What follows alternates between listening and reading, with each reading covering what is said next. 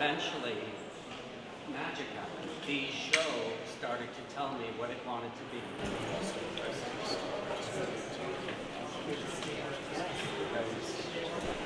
Photography is an excellent way to explore self-identity, and the fact that photography is reproducible, it means that there's greater visibility if you choose to publish and distribute those images of yourself.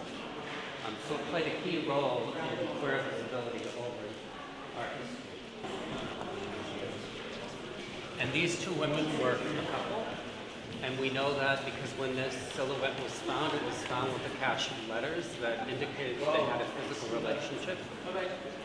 And they took each one of their hair and braided it together and made this garland that went around the silhouettes. It ends in a heart. And this was originally on a piece of pink silk, which is faded to this kind of burnt butter color.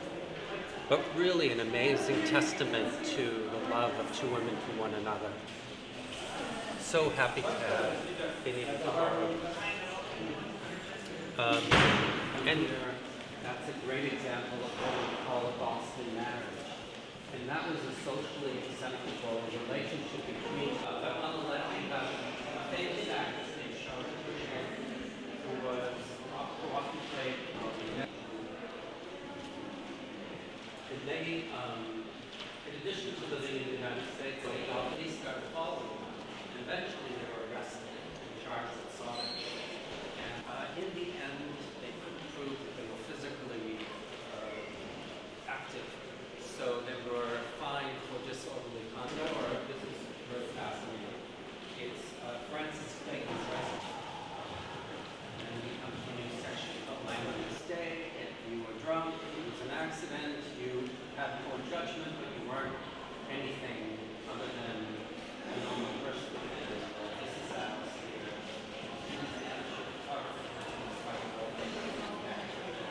And they gave there she's positioned the umbrella handle. Take a look.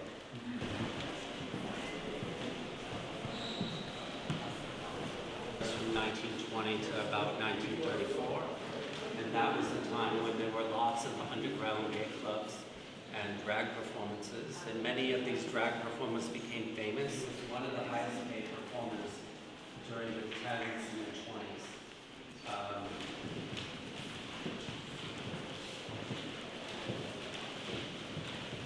And here we have a small photograph of Panama Brown, and it ended up being in a relationship with Sean.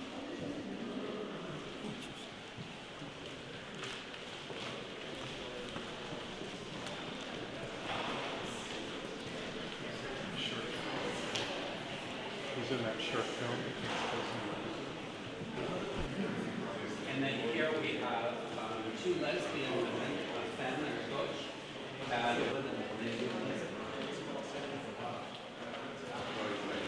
then here we have an American example.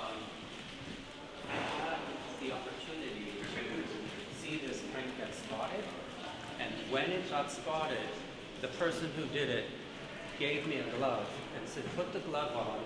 And so they went to different bars, and the idea was to order drinks and tell the bartender they were homosexual.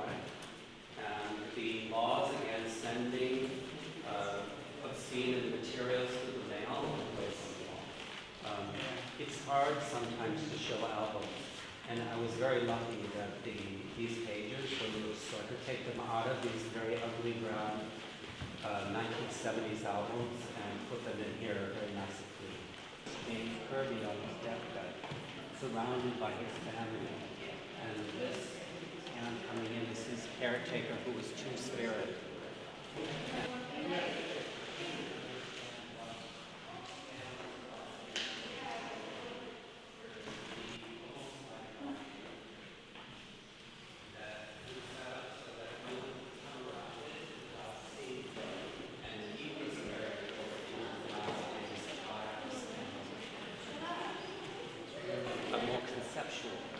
Than his, give everyone a little bit of emotional break. So we have, and then if you're really good, you might be able to tell which pictures were made by which artists.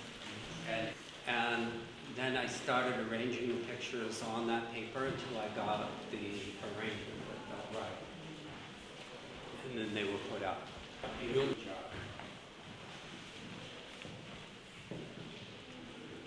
This is Halston when he worked for Doc Goodman as a hat designer before he became the most important fashion designer of the 1970s, 1931, 1932. And he was also the person who was featured in the story Gods and Monsters of Brendan Fraser. Here is Johnny Tires around the gas station and finding out little bubbles. Supposedly we're underwater. You have seahorses, you have cows, and then the jewelry. So this guy's name is Ike Cole, and this was shot here in LA. It's at dusk.